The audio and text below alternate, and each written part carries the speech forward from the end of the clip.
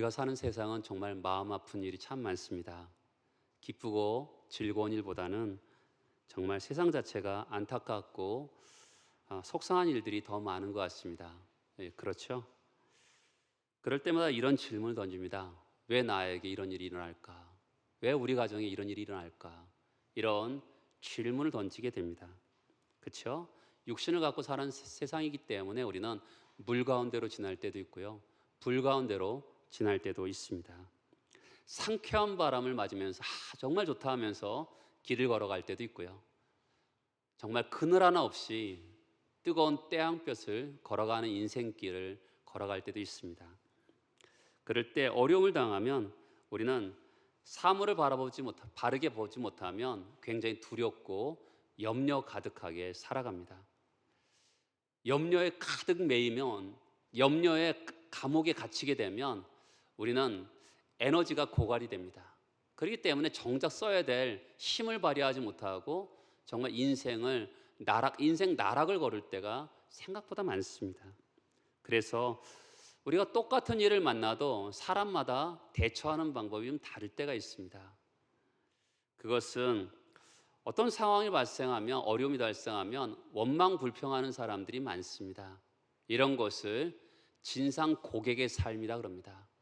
백화점에서만 진상 고객이 있는 것이 아니라 가정에도 진상 고객이 있고요, 교회에도 진상 고객이 있습니다. 그렇죠? 어려움만 닥치면 원망 불편하고, 그렇죠, 남 탓하고 그러기도 합니다. 그렇기 때문에 어떤 일을 만나느냐가 중요한 것이 아니라 어떻게 그것을 받아들이냐가 중요한 것이죠. 이거 모든 것을 일에 대해서 해석을 바르게 하고 판단을 바르게 할 때 바른 반응이 나오고 대안이 나오게 되어 있습니다. 그럴 때 우리의 삶이 건강해지는 거죠. 사물을 볼 때 바르게 본다는 것 굉장히 중요합니다. 근데 어떻게 해야지 바르게 보죠? 결론적으로 말하면 믿음으로 볼 때 우리의 인생을 바르게 볼 수가 있는 것이죠. 우리 경험으로 말하면서 우리 경험을 가지고 얘기하잖아요. 우리 경험이라는 게 뭡니까? 우리 눈으로 보고 귀로 듣고 우리가 느끼는 것을 경험이라 그러잖아요. 이 경험으로 세상이 말하는 방식으로 우리는 보편적인 방식으로 말을 합니다. 어려움이 닥치면 우리는 상식을 갖고 있기 때문에 그렇게 말할 때가 많습니다. 근데 우리는 성경에서 보면 그렇잖아요. 요셉이 어려움이 닥쳤거든요. 굉장히 이해할 수 없는 상황을 닥치는데 결국에는 하나님께서 자기 가족들을 살리고 온 세계를 이 기근에서 살리기 위해서 자기를 그렇게 애굽으로 팔리게 하셨구나. 그리고 또한 그렇게 하셨구나라는 것을 그가 아하 포인트로 깨닫습니다. 그렇죠? 우리 인생을 살다 보면 아하 포인트가 있잖아요. 그런 것처럼 하나님의 주권을 깨달은 거죠. 우리 인생이 믿음의 눈을 깨닫는다는 것은 하나님의 주권과 하나님 말씀 진리라는 것을 볼 때 우리는 바르게 깨닫게 되는 것입니다. 그런데 대부분의 사람들은 반대로 하죠. 목사님, 믿음으로 살기가 어렵습니다. 분명 믿음으로 살기가 어렵죠.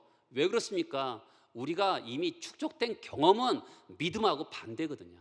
그러니까 우리의 몸에 DNA가 믿음으로 가득 차지 않으면 세상 보편적인 방식으로 보기 때문에 믿음의 눈으로 바라볼 수가 없는 것입니다. 범사의 하나님의 주권을 인정하고 말씀을 근거해서 사물을 바라본다는 것은 너무나 중요합니다. 그래야지만이 우리가 벌어지는 일들에 대해서 정말 바르게 보는 거거든요. 그런데 그렇지 않다면 세상적인 보편적인 방식으로 보면 삶을 왜곡되게 보는 것입니다. 사도 바울이 로마의 감옥에 갇혔어요. 여러분 주변 사람들은 어땠을까요? 그렇죠? 사도 바울의 마음은 어땠을까요? 항상 생각을 해야 돼요. 그렇죠? 사도 바울이 감옥에서 죽으면 복음에 대해서 사람들이 심각하게 회의가 갖지 않을까? 이런 생각도 했을 거고요. 그 다음에 사도 바울이 복음을 그렇게 힘있게 전하는 사람이 감옥에 갇혔으니까 앞으로 복음은 누가 전하지? 이제 복음의 장애물이 생겨서 아마도 참 복음의 영광스러운 확장이 이제 어렵지 않나? 이런 것이 보편적인 생각 아니겠습니까? 그렇게 느낄 수밖에 없습니다. 그런데 사도 바울은 오늘 말씀에 보면 다르게 봅니다. 믿음으로 보는 것이죠. 눈에 보이는 대로, 느껴지는 대로 보는 것이 아니라 믿음의 눈으로 바라보는 것입니다. 12절에 보면 형제들아 내가 당한 일이 도리어 복음 전파에 진전이 된 줄을 너희가 알기로 나누라. 사람들이 복음 전파에 대해서 이제 누가 전하지?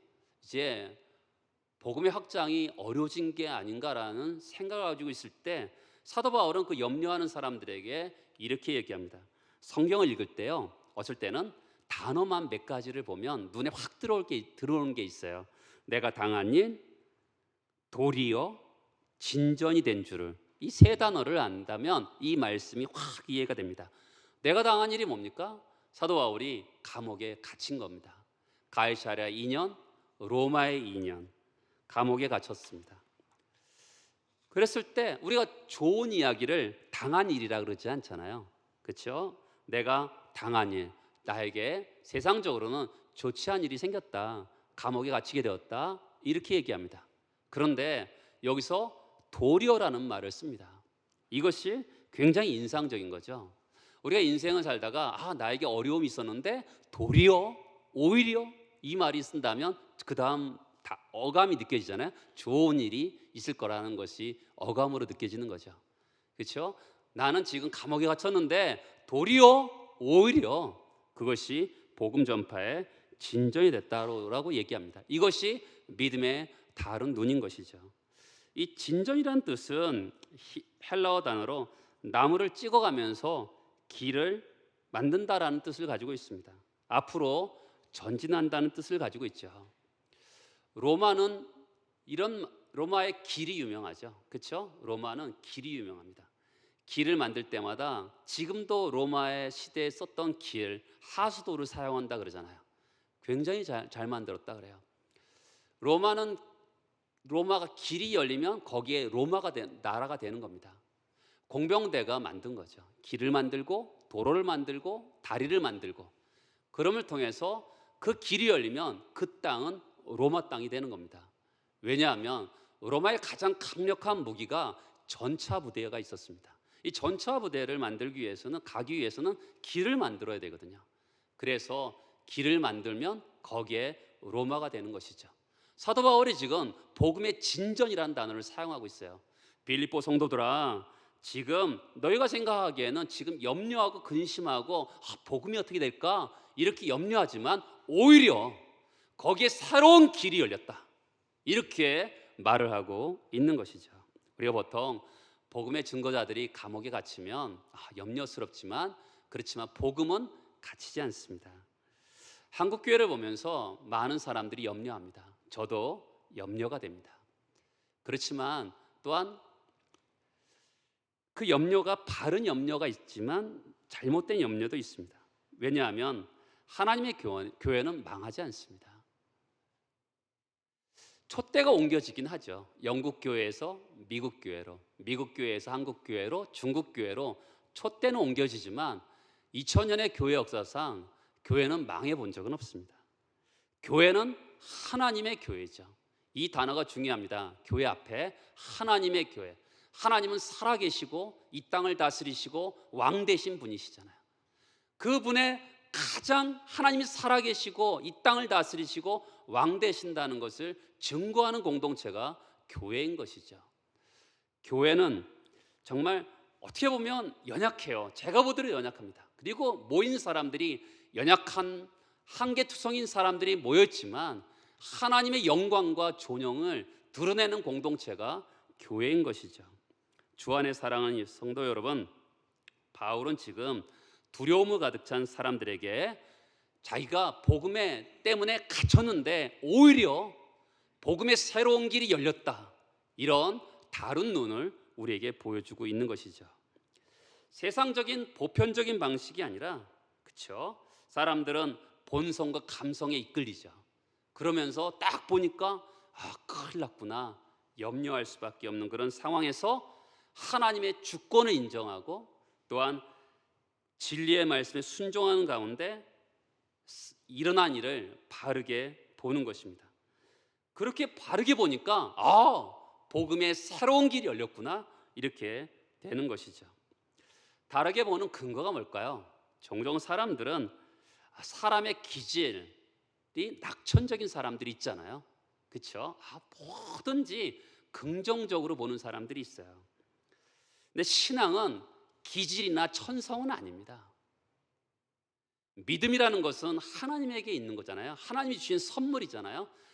하나님으로부터 우리에게 오는 거예요. 근데 그 사람이 긍정적인 사람일 수도 있고 부정적인 사람일 수도 있죠. 그 사람이 마음이 어두운 사람일 수도 있고 밝은 사람도 있습니다. 그러나 어떤 사람이든지 상관없이 믿음의 눈을 가지면 이 세상을 다르게 보는 것이죠. 천성의 문제가 아니에요. 기질의 문제가 아닙니다.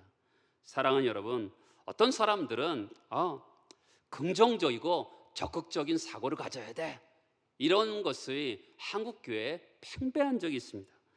그러나 여러분, 이 세상은 슬픔 많은 세상이거든요. 아픔이 많은 세상에서 그냥 긍정적이고 적극적으로 본다고 이 세상이 바뀝니까? 안 바뀝니다. 하나님이 주신 믿음의 눈으로 바뀌어야지만이 이 세상을 다르게 볼 수 있는 역할이 할 수 있는 거죠. 하나님의 주권, 하나님이 또 다른 측량할 수 없는 방법이 뭐가 있을까요? 그것은 감옥에서 그 하나님이 측량할 수 없는 것을, 은혜를 보게 된 것이죠. 감옥에서 뭘 봤죠? 두 가지를 봤어요. 한 가지는 감옥 안에서 봤고요, 두 번째는 감옥 바깥에서 일어난 일을 봤습니다. 또 한 가지는 예수 믿는 사람 안에서 일어나는 것을 봤고요, 또 한 가지는 예수 믿지 않는 사람들 안에서 일어나는 것을 보게 되었어요. 하나님의 측량할 수 없는 것을 본 거죠. 복음의 진전이 두 군데에서 일어나는 거예요.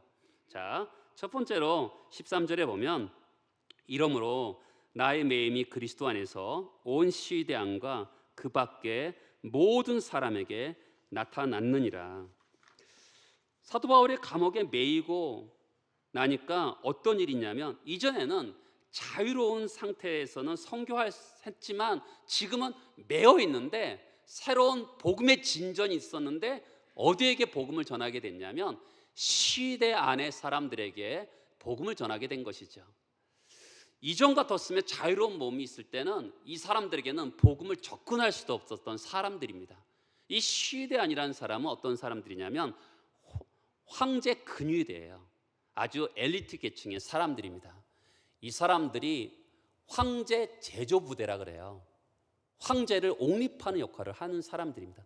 강력한 엘리트 계층의 사람들에게 복음을 전하게 되었다, 이렇게 말씀하고 있는 것이죠. 사도 바울이 감옥에 갇히지 않았다면 이 황실 근위대를 만날 수 있었겠습니까? 근데 복음을 들을 기회가 이 사람들이 전혀 없었을 텐데, 사도 바울이 감옥에 갇힘으로 세상에 만날 수 없었던 전도 대상자를 만나서 복음을 전파할 수 있었다고 이야기하는 것이죠. 그래서 바울은 이 사람들에게 전할 때마다 감격이 있었던 거죠. 시대는, 이 사람들은 지위 고하를 막론하고 여러 죄수들을 봤을 거예요. 신분이 높은 사람도 죄수로 오는 사람도 봤을 거고, 신분이 낮은 사람도 죄수로 오는 것을 만났는데, 바울은 굉장히 궁금했을 겁니다. 성격이 온유하고 또한 인내심이 많고 사력 있고 담대하고 용기 있는 이 죄수는 재판을 기다리고 있는데 일반 죄수랑 다른 거예요. 자, 13절에 보면, 이러므로 나의 매임이 그리스도 안에서 모든 시대 안에 나타났다, 이렇게 번역할 수가 있어요. 나의 매임이, 따라서 해보시겠어요? 그리스도를 위한 것이라는 사실이, 그것이 더 적절한 번역이에요. 그리스도를 위한 것이라는 사실이 시대 안에 나타났다는 거죠. 사람들이 궁금할 거 아니겠어요? 이 사람이 죄수로 왔는데 국가 세금을 탈세했나? 남의 돈을 훔쳤나? 남을 때린 적이 있나? 반란을 일으켰나? 그것도 아니에요. 어떤 죄수인지 알 수 없었는데 재판장에 왔다 갔다 하다 보니까 입만 열면 예수 이야기를 하는 겁니다. 이 땅에 예수님이 오셨어요. 우리의 죄짐을 지고 죽으셨습니다. 그리고 그분이 부활하셨기 때문에 우리가 새로운 생명을 얻게 되었습니다. 이 사람을 잘 보니까 예수를 위한 죄인이라는 사실을 알게 된 것이죠. 지금까지 알고 있던 죄가 아니라 예수를 위한 죄인이라는 것을 알게 된 것이죠.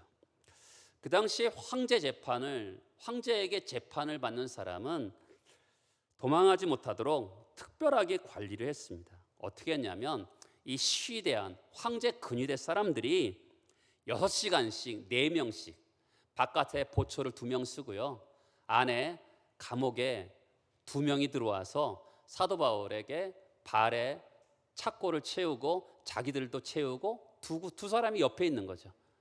그러니까 4사람이서 6시간씩 24시간 돌아가니까 16명을 하루에 만날 수 있는 것입니다. 그 사람들에게 뭘 했겠어요? 복음을 전하는 거죠. 그렇죠? 예수 이야기를 하는 것입니다. 그랬을 때 회심의 역사가 있게 된 것이죠. 빌립보 4장 22절을 보세요.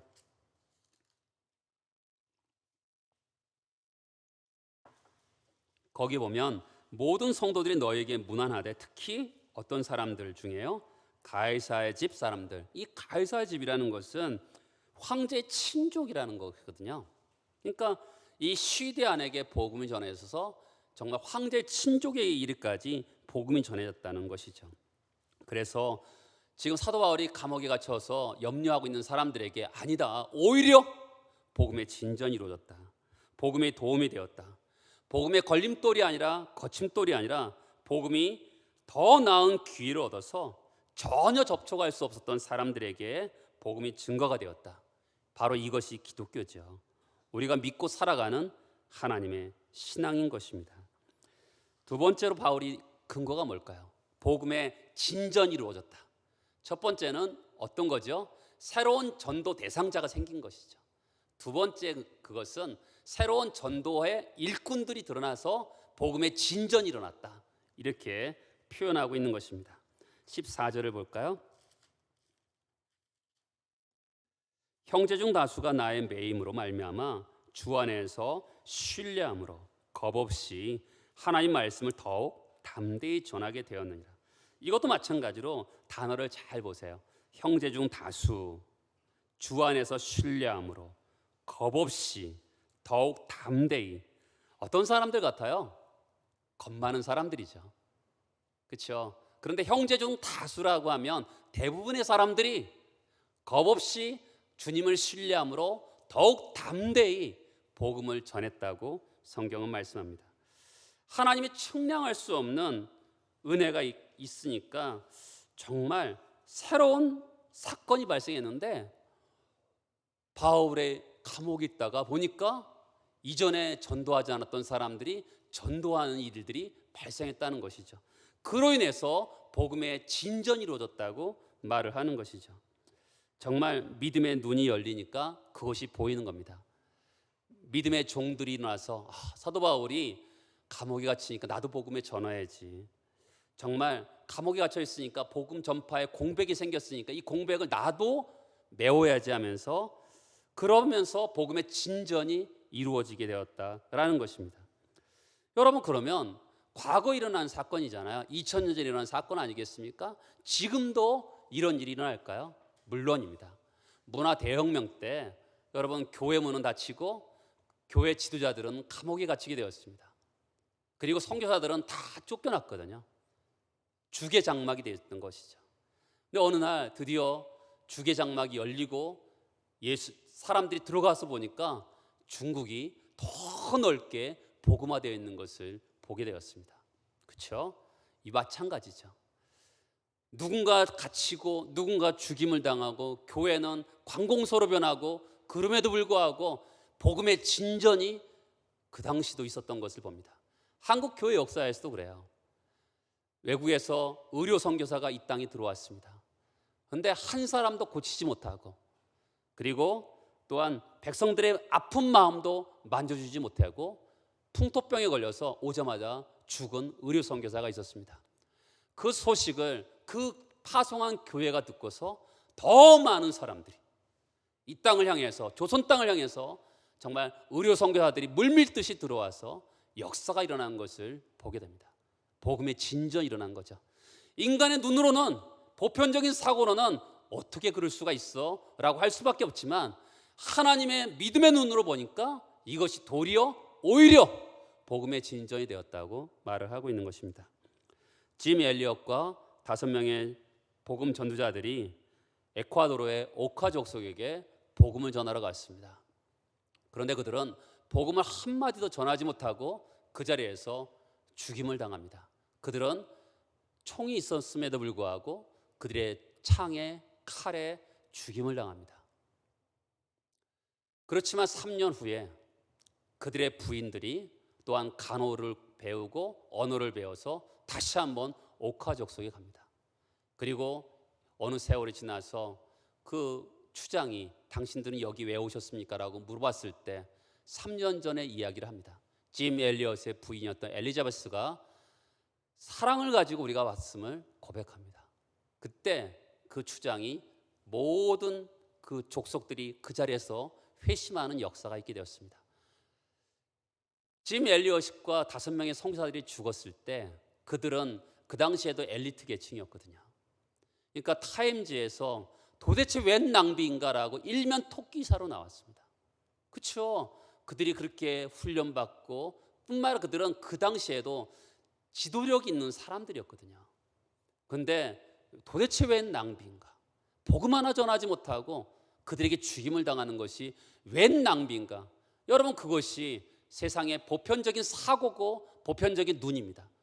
그렇지만 그것이 도리어 복음의 진전이 되어서 믿음의 눈으로 보니까 그것이 복음의 진전이 되어서 또 다른 사람들이 또 일어나서 그 에콰도르의 오카 족속이 다 예수 믿는 놀라운 역사가 일어났다는 것을 우리가 기억할 필요가 있습니다.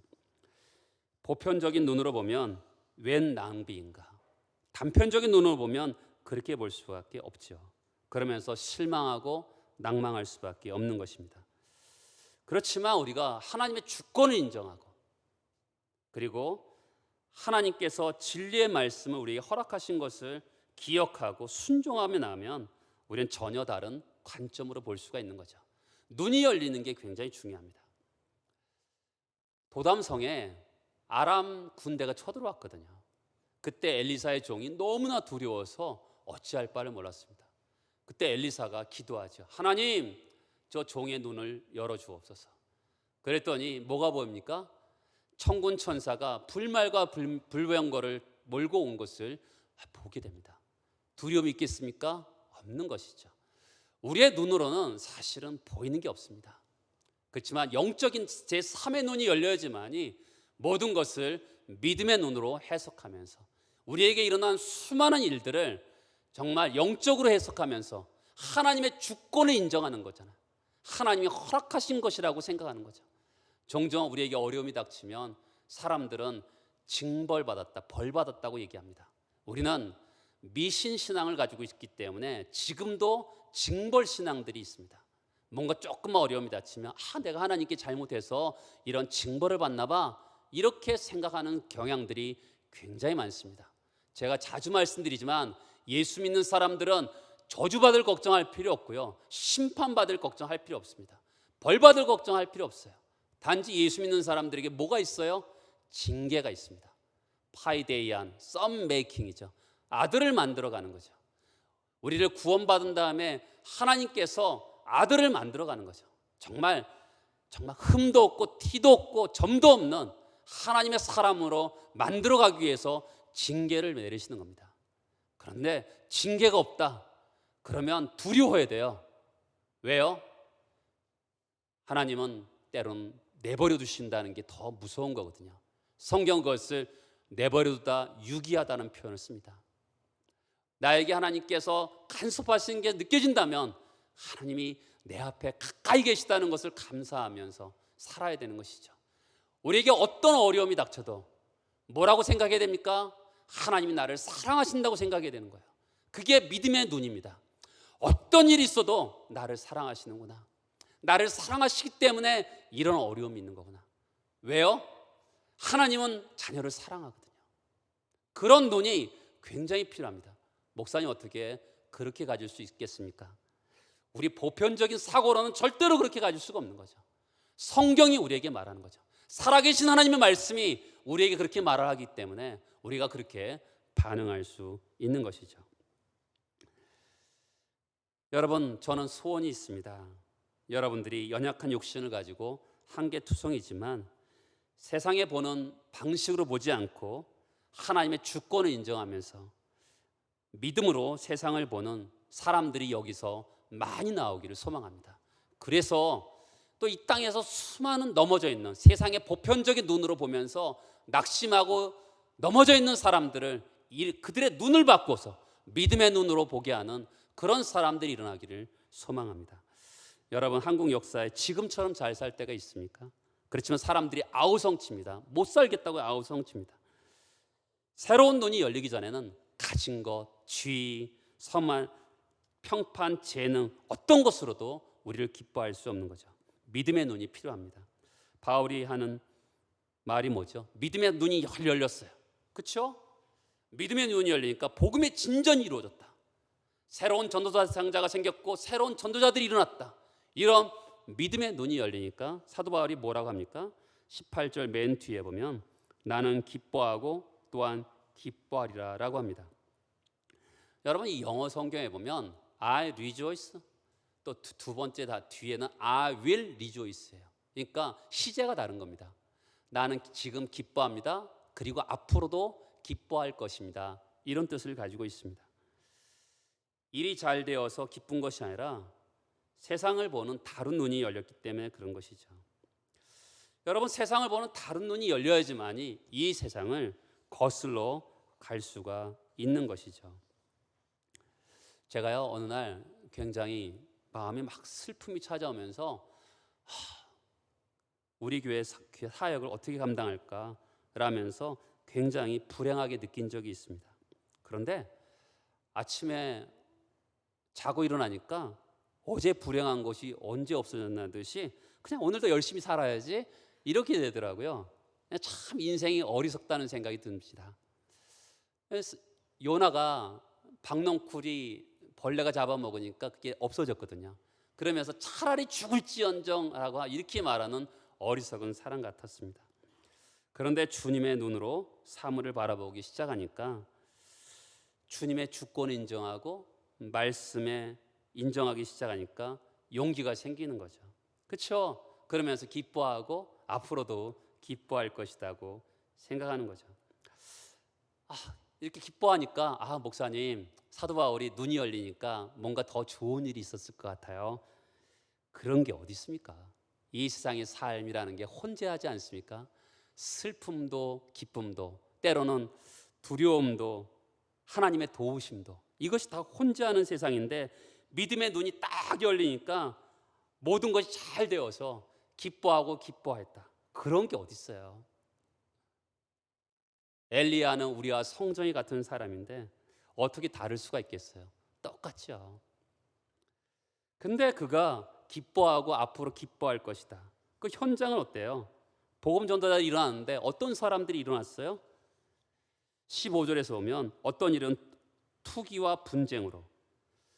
투기라는 것은 다른 사람이 잘 되는 것을 언짢게 여기는 거잖아요.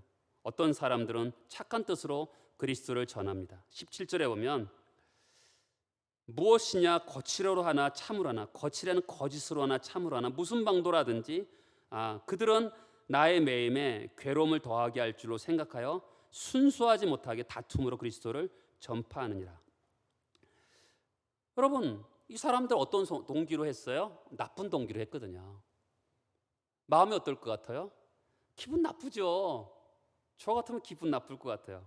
사람들이 내가 감옥에 갇혔는데 기분 나쁜 동기로 야, 잘 됐다, 이제 우리가 한 자리 해먹자, 지금까지 바울이 다 해먹었는데 이제는 우리가 나서서 한 자리 해먹자라고 일어났어요.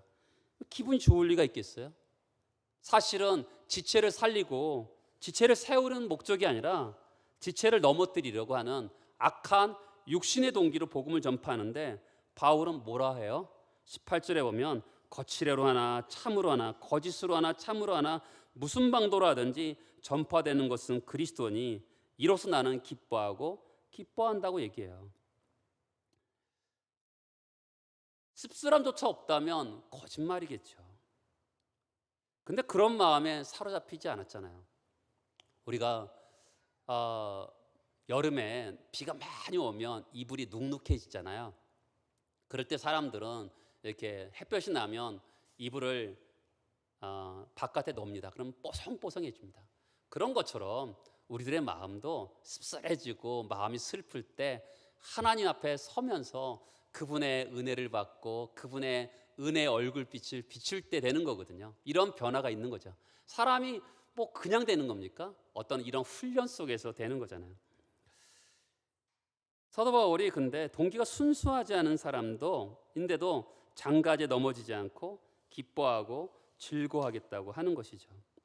사도 바울은 사실 내가 전한 복음에 다른 복음을 전하면 하늘에서 온 천사라도 저주를 받을지어다, 이렇게 복음에 대해서 분명한 태도를 가진 사람이에요.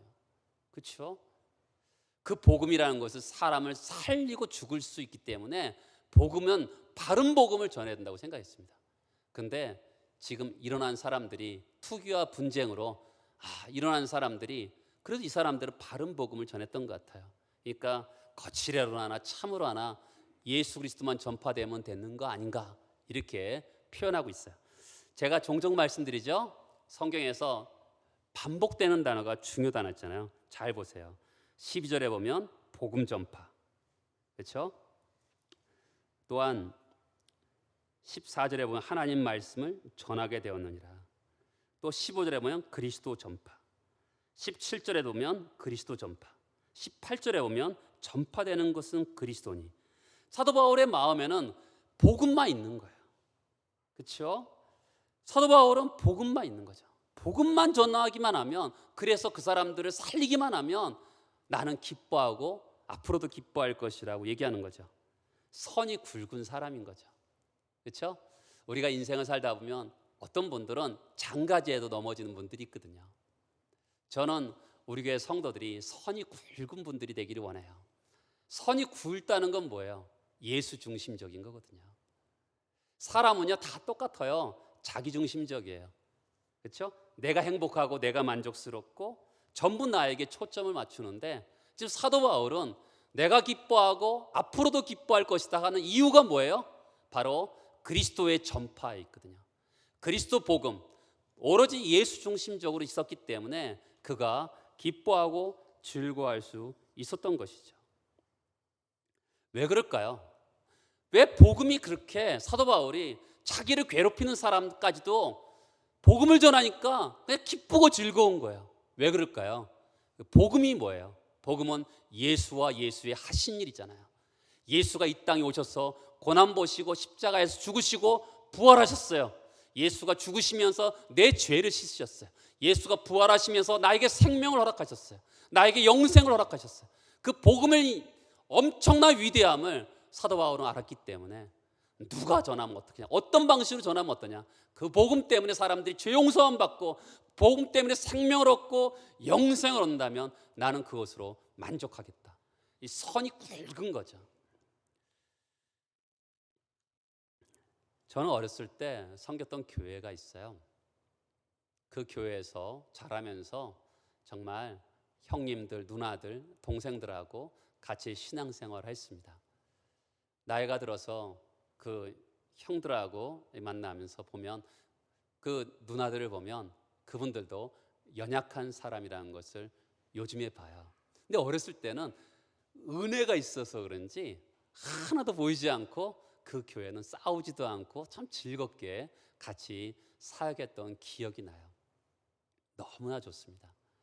왜 그랬을까요? 은혜라는 것은 우리를 선을 굵게 만듭니다. 자기중심적인 사람에서, 그렇죠? 나만 행복하면 되고 나만 만족하면 되는데, 그런 인생에서 예수 중심적으로 보게 되는 것이죠. 예수만 좋으면 모든 게 되는 거 아닌가, 이런 마음, 그런 마음은 은혜가 아니면 만들어줄 수 없는 거거든요. 여러분, 우리 교회가 그런 예수 중심적으로 은혜가 다스리는 그런 교회가 되길 소망합니다. 그랬을 때 이 강릉뿐만 아니라 이 한국 강산, 이 세계를 정말 예수 중심적인 나라로, 세계로 만들어갈 수 있게 되는 것이죠. 그것은 바로 하나님의 은혜만이 되는 것이죠. 우리 교회의 그런 믿음이 만들어내는 다른 눈으로 이 세계를 변화시키는 그런 놀라운 역사를 기대합니다. 다 같이 나셔서 기도하시겠습니다.